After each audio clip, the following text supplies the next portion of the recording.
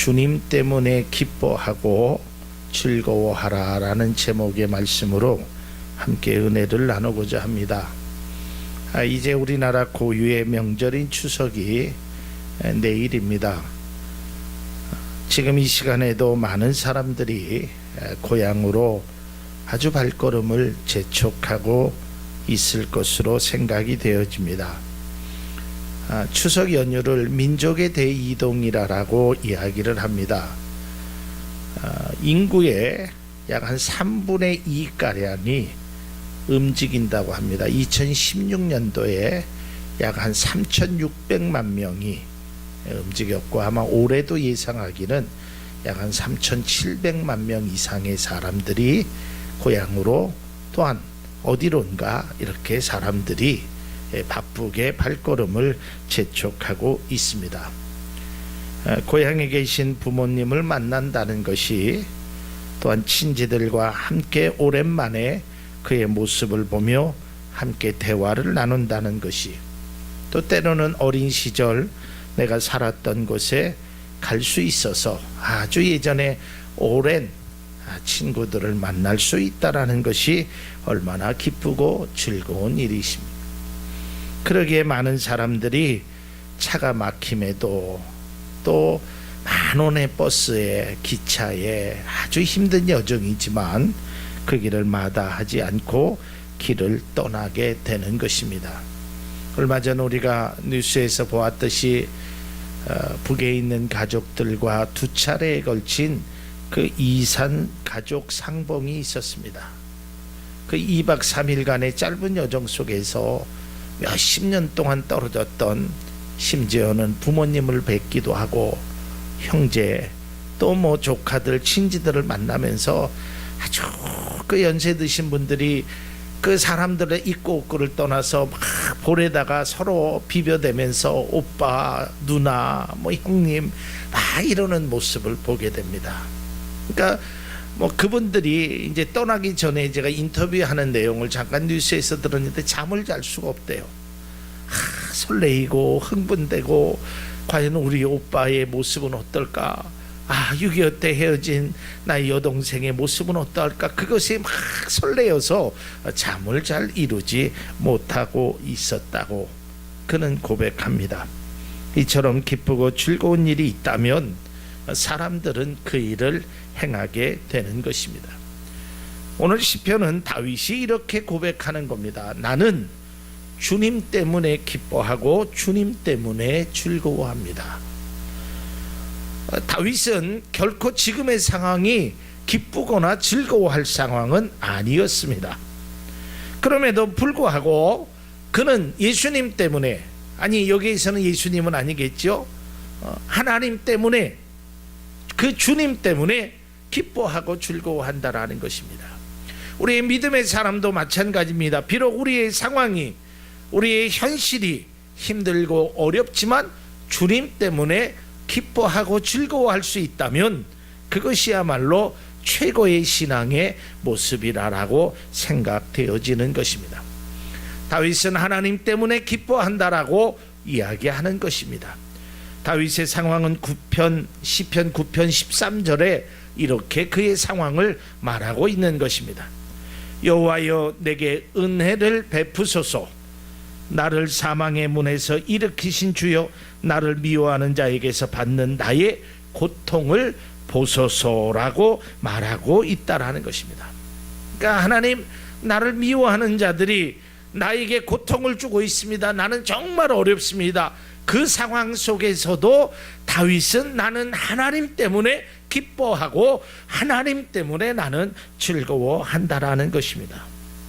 다윗의 고통을 짐작할 수 있습니다. 그럼에도 다윗은 여호와 때문에 기뻐하고 즐겁다고 고백하는 것입니다. 우리의 신앙에도 이러한 모습을 닮아가는 우리 모두가 될 수 있기를 바랍니다. 아무리 힘들고 어려워도 괴로움으로 죽음의 문턱까지 가는 극한 상황에 있을지라도 주님 때문에 행복하다라는 것입니다. 나는 행복하다라는 것입니다. 주님 때문에 웃을 수 있고 주님 때문에 감사할 수 있다라는 것입니다. 이 얼마나 놀라운 고백이며 믿음의 모습이 아닐 수 없습니다. 제가 잠깐 TV 속에서 이 행복이라는 거를 몇 번 여러 개의 영상을 이렇게 비추는 겁니다. 어떤 사람은 아이가 출산했을 때 아주 행복한 모습, 뭐 또 직장에서 승진했을 때 행복한 모습, 이제 그 모습을 쭉 나오다가 제가 좋아하는 야구장의 모습이 나오는 겁니다. 근데 제가 좋아하는 팀이 10대 0으로 지고 있었어요. 10대 0으로. 그랬는데 8회인가 돼가지고 한 점을 냈어요. 10대 1이에요. 그 경기는 거의 이기기가 쉽지 않지요. 근데 관중들이요, 10대 0으로 지다가 10대 1이었는데도 나는 행복합니다, 행복합니다 그러는 거예요. 막 춤을 치면서 야구 관중들이 나는 행복합니다, 나는 행복합니다, 이 팀 때문에 행복합니다. 그러니까 그 앵커가 이런 얘기를 해요. 10대 1로 지고 있는데도 저 사람은 뭐가 그렇게 행복한지 모르겠다라고 이야기하는 것을 들었습니다. 여러분, 바로 이런 것입니다. 이길 때만 행복한 것이 아니라, 승리할 때만 행복한 것이 아니라, 기쁠 때만 행복한 것이 아니라, 때로는 10대 1로 짓는 상황 속에서, 패배가 짙어가는 상황 속에서도 행복할 수 있다면 그 사람이 진정으로 행복한 사람이 아닐까라는 생각을 가져보게 됩니다. 행복한 일이 있어서 행복한 것은 아무나 다 할 수 있습니다. 누구나 다 알 수 있습니다. 그러나 믿음의 사람은 비록 행복한 일이 없을지라도, 아니 심지어는 행복은커녕 고통 속에 있을지라도 나는 주님 때문에 기뻐하고 즐거워합니다 라고 고백한다면 이것은 정말 멋진 믿음의 모습이 될 것입니다. 그래서 느헤미야 선지자는 이스라엘 백성들에게 여호와로 인하여 기뻐하는 것이 너희의 힘이니라 라고 그는 외쳐 말했단 것입니다. 그리고 이사야 선지자는 61장 10절에 이렇게 말씀합니다. 내가 여호와로 말미암아 크게 기뻐하며 내 영혼이 나의 하나님으로 말미암아 즐거워하리니 이는 그가 구원의 옷을 내게 입히시며 공의의 겉옷을 내게 더하심이 신랑이 사모를 쓰며 신부가 자기 보석으로 단장함 같게 하셨습니다. 그러니까 내가 여호와로 말미암아 기뻐하고 하나님으로 말미암아 즐거워한다라고 말하고 있다라는 것입니다.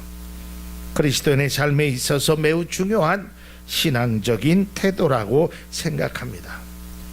우리는 환경 때문에 기뻐하고 내 소유 때문에 기뻐하는 것, 그것을 넘어서, 물론 내가 환경이 좋으면 기뻐할 수 있습니다. 내 소유가 좀 많아지면 기뻐할 수 있습니다. 내 꿈이 좀 이루어지면 즐거워할 수 있습니다. 그러나 그것 말고 정말 기뻐할 수 없는 상황 속에서도, 즐거워할 수 없는 그 현실 속에서도 내가 하나님 때문에 기뻐할 수 있다라는 것이 믿음의 고백이 되어야 된다라는 것입니다. 그렇다면 다윗은 과연 그에게 무엇이 있었기에 이러한 고백을 할 수 있었을까? 오늘 본문 시편 9편 10절에서 그는 이렇게 고백합니다. 여호와여, 주의 이름을 아는 자는 주를 의지하오니 이는 주는 주를 찾는 자들을 버리지 아니하심이다. 그러니까 하나님을 알았다는 것입니다. 그러니까 하나님이 어떠한 분이신지를 알았고 그를 의지하고 그를 의지하는 자는 그분은 버리지 않는다는 것을 말하고 있다라는 것입니다. 그래서 다윗은 진정 하나님 때문에 기뻐할 수 있었고 하나님 때문에 즐거워할 수 있었다는 것입니다. 그러면 하나님 때문에 기뻐하고 하나님 때문에 즐거워할 수 있으려면 적어도 이런 전제는 우리가 좀 가지고 있어야 되는 것입니다. 그냥 우리가 나는 하나님 때문에 기쁘다, 하나님 때문에 즐겁다, 이렇게 갖고 즐거움이 우리 속에 있는 것은 아니고 무엇인가 다윗에게는 적어도 이러한 전제는 있었다는 것을 성경을 통해서 알 수 있습니다.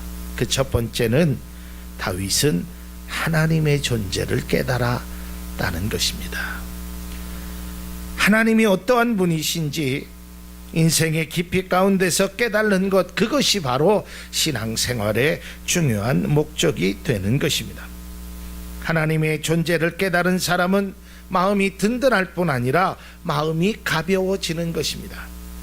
또한 그 하나님의 존재를 깨달은 사람은 상황만을 바라보는 것이 아니라 그 상황을 다스리시는 그 하나님을 바라본다라는 것입니다. 그래서 그는 아주 유명한 고백을 하지 않습니까?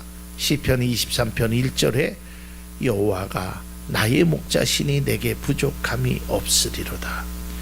여러분, 이 시편 23편을 잘 우리가 알아야 됩니다. 내게 부족함이 없어서 이 고백을 한 것이 아닙니다.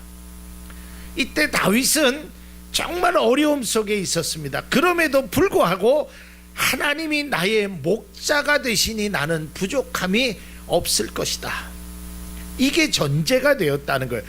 그러니까 다시 말해서 내가 지금 부족함이 없기 때문에 하나님이 나의 목자시다라고 고백한 것이 아니라 내가 지금 부족하고 연약하고 힘든 상황이지만 하나님이 나의 목자가 됨을 먼저 그는 고백했다라는 것입니다.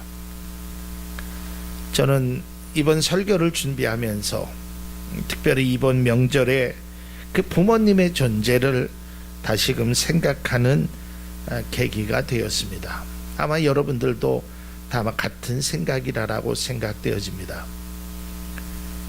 저는 상황이 부모님이 멀리 계셔서 찾아뵐 수는 없지만 이제 가까운 데 계시는 저희 그 장모님 댁에 잠깐 찾아가려고 합니다. 이 말씀을 준비하면서 또 이 명절에 이런 생각을 가져보았습니다. 어렸을 때는 이 명절 때 되면 굉장히 기뻤습니다. 뭐 여러 가지가 있죠, 기뻐할 일이. 첫 번째로는 밥상에 그 반찬의 수가 달라졌고요. 그리고 하얀 밥을 먹을 수 있는 아주 유일한 몇 번의 시간 중에 하나였습니다. 또 뿐만 아니라 옷도 사줬습니다. 또 신발도 사주셨습니다. 또 가끔 친지들이 오면 용돈도 줬습니다. 그게 그렇게 설레고 기쁠 수가 없었습니다. 그러니까 부모로부터 뭔가를 받을 수 있다라는 마음, 그 생각 때문에 너무 기뻤습니다. 그래서 심지어는 요구까지 합니다. 이번 생일날 이번 명절에 뭐 사줄래요? 부모가 이야기하기 전에 철부지였었지요. 이거 사주세요, 저거 사주세요. 근데 이제 제가 나이가 들고 이제 부모님을 생각하면 부모님의 그 존재만으로 나는 참 감사한다, 이런 느낌과 이런 감사가 제가 특별히 올 명절에 그런 것을 느꼈습니다. 제가 이곳에서 이제 사실 두 번째 목회를 하는 입장에서 처음에 많은 어려움이 있었습니다. 여러 가지 어려움 속에 여러분들이 기도해 주시고 또 우리 장로님이야 모든 분들이 함께 해주셔서 그래도 그 어려움을 많이 헤쳐나갔습니다. 또 제가 처음으로 이렇게 공개하는 거지만 미국에 계신 저희 부모님들이 음으로 양으로 좀 많이 도와주셨습니다. 제가 어려움을 당한 것을 아시고 기도해 주시고 물질적으로 마음적으로 힘이 되어 주셨습니다. 부모로부터 나이가 50이 넘은 사람이 도움을 받는다는 것이 사실은 매우 부끄럽기도 하고 죄송한 마음도 들었습니다. 또한 감사한 마음도 들었습니다. 근데 저는 그 물질적으로 도와주신 것, 그것도 참 감사했는데 저는 그거보다 더 감사한 게 내가 그분의 존재를 다시 한번 깨달았다는 것에 더 감사를 합니다. 역시 우리 부모님은 다르구나. 뭘 해줘서가 아니에요. 뭘 주어서가 아니라 저는 안 주셨다 할지라도 그 부모님의 그 존재를 제가 깨닫게 되므로 그 부모님의 사랑이 얼마나 귀하다는 것을 깨닫게 되므로 그분이 주던 안 주던 상관없이 그분 때문에 기뻐할 수 있었습니다. 그분 때문에 즐거워할 수 있었고, 좀 지척이라도 있었으면 찾아가고 싶고 만나고 싶고 함께하고 싶은 마음이 굴뚝 같은 게 제 심정입니다. 여러분, 이건 저뿐만 아니라 여기 계신 모든 분들도 마찬가지라고 생각할 것입니다. 그 부모님이 내가 원하는 것을 주던 안 주던, 내가 바라는 것을 해주던 안 해주던 간에 그 부모님이 나의 부모님이시기에 나는 기쁘다. 이게 진정한 자녀의 고백이 아니겠습니까? 아마 여기 계신 모든 분들도 마찬가지라고 생각이 되어집니다. 이제는 그분이 주신 선물보다는 선물을 주시는 그분의 마음을 알기에 더 감사하고 더 미안하고 더 기쁜 것입니다. 우리의 신앙도 마찬가지라고 생각합니다. 하나님이 나의 기도를 들으시고 응답하시며 우리에게 복을 주셨습니다. 그리고 앞으로도 복을 주실 것입니다.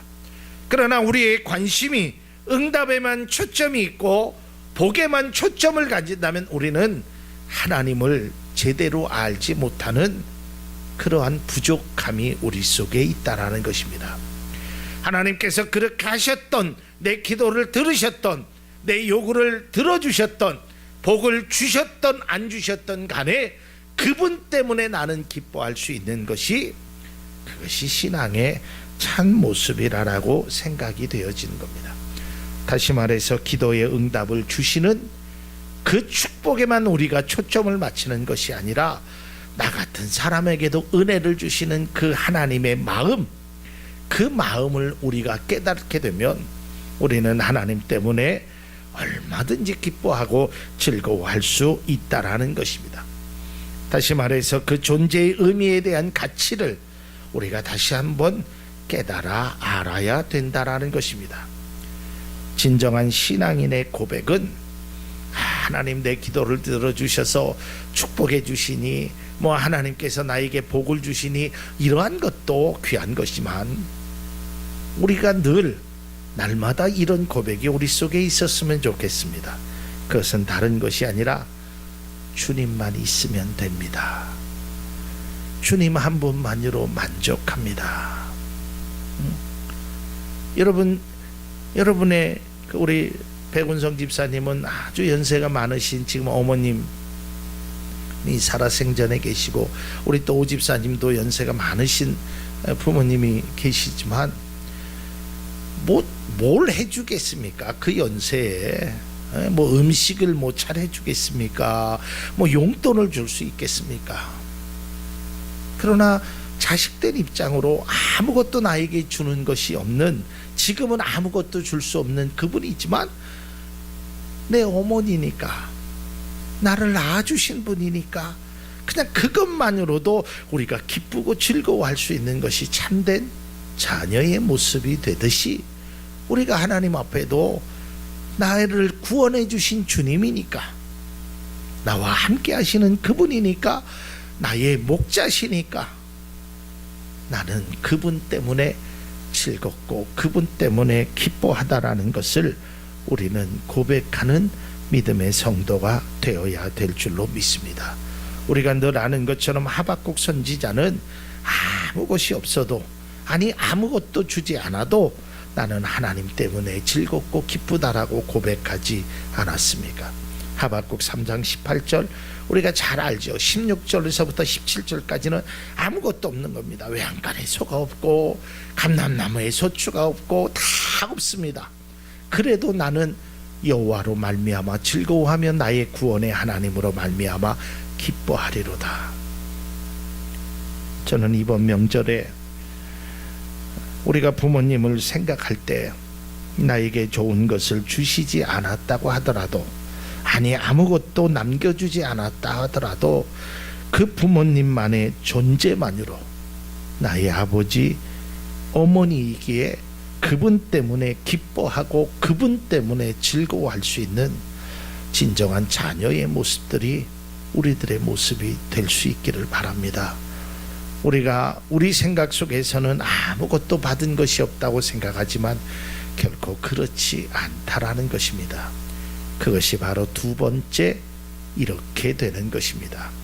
가장 소중한 존재임을 깨달아야 합니다. 누가요? 바로 내가요. 누구에게요? 우리 부모님에게, 하나님에게 내가 가장 소중한 자녀임을 깨달아야 된다라는 것입니다. 하나님께서는 나를 가장 소중한 존재로 여기고 계십니다. 또 우리 부모님은 나를 가장 귀한 존재로 생각하고 있다라는 것입니다. 이사야서 43장 4절에 하나님은 내가 내 눈에 보배롭고 존귀하며 내가 너를 사랑하였은즉 이라고 말씀하고 있습니다. 뿐만 아니라 에레미야 30장 19절의 말씀을 보면 그들에게서 감사하는 소리가 나오고 즐거워하는 자들의 소리가 나오리라. 내가 그들을 번성하게 하리니 그들의 수가 줄어들지 아니하겠고 내가 그들을 존귀하게 하리니 그들은 비천하여지지 아니하리라. 이게 하나님이 예레미야를 통하여 이스라엘 백성들에게 행하신 말씀입니다. 그 당시 이스라엘 백성들은 포로 생활 속에서 지치고 힘든 상황 속에서 때로는 사람들이 소망도 끊어지고 희망도 없다라고 조롱했던 그 시절에 너희가 너를 비천하지 않게 여기고 너희 수가 줄어들지 아니하며 너를 존귀하게 여기겠다라고 말씀하셨습니다. 이것이 바로 하나님이 우리를 향하신 마음이며 부모님께서 우리에게 보여주신 모습이라고 생각되어집니다. 그리스도인들은 자신이 하나님에게 있어서 어떠한 존재임을 모르고 살아가면 안 되는 것입니다. 그리스도인은 하나님에게 있어서 정말 소중한 존재라는 것을 스스로 깨달아야 됩니다. 그러니까 여러분이 여러분 스스로의 가치를 아주 귀한 것으로 여겨야 된다라는 것입니다. 영적으로는 하나님이 여러분을 아주 소중하게 여기시고, 육신적으로는 여러분의 부모님들이 여러분들을 세상에 가장 귀한 것으로 여기고 계신다는 것을 우리는 잊어서는 안 되는 것입니다. 그래서 신명기 7장 6절에 이렇게 고백하고 있습니다. 당신들은 주 당신들의 하나님의 거룩한 백성이요 주 당신들의 하나님이 땅 위의 많은 백성 가운데서 선택하셔서 자기의 보배로 삼으신 백성이기 때문입니다. 하나님께서 우리를 선택하셔서 보배로 삼으셨다라는 것입니다.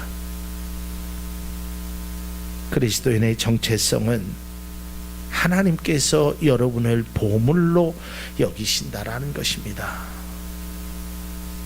여러분의 부모님들은 여러분들을 가장 세상에 값진 보화로 여기신다라는 것입니다. 자녀는 부모에게 없어서는 안 될 소중한 존재입니다. 그러기에 우리는 부모님이 얼마나 나를 소중한 존재로 여기고 계시다는 사실을 깨닫고 그분의 사랑을 느끼며 살아가야 한다라는 것입니다. 영적으로는 하나님께서 나를 얼마나 소중히 생각하시며 육적으로는 나의 육신의 부모님들이 나를 얼마나 귀한 것으로 여기는지를 우리는 다시 한번 깨달아야 하는 것입니다. 이제 말씀을 맺고자 합니다. 우리의 신앙이 다윗의 고백처럼 나는 하나님 때문에 기쁘고 하나님 때문에 즐거움이 넘친다라고 고백하는 우리 모두가 될 수 있기를 바랍니다. 뿐만 아니라 나는 나를 낳아주시고 길러주신 귀한 부모님의 존재만으로 행복하고 감사하다는 마음을 간직하며 살아갈 수 있기를 바랍니다.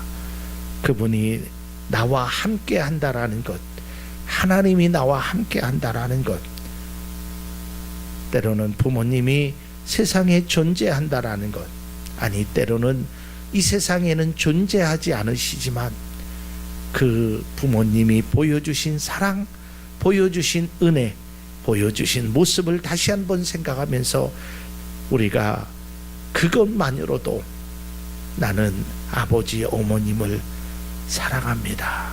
아버지 어머님 때문에 정말 귀한 것을 얻었습니다.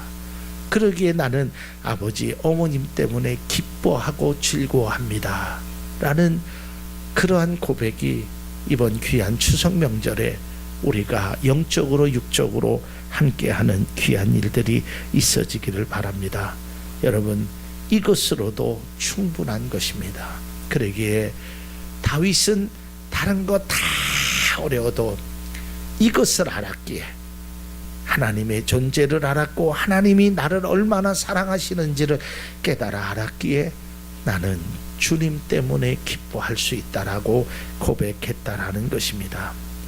이번 한 주간 우리가 삶을 살아가면서 하나님의 은혜와 사랑, 그리고 부모님의 고마움과 감사를 느끼는 귀한 추석 명절에 귀한 한 주간이 되기를 주님의 이름으로 소망합니다.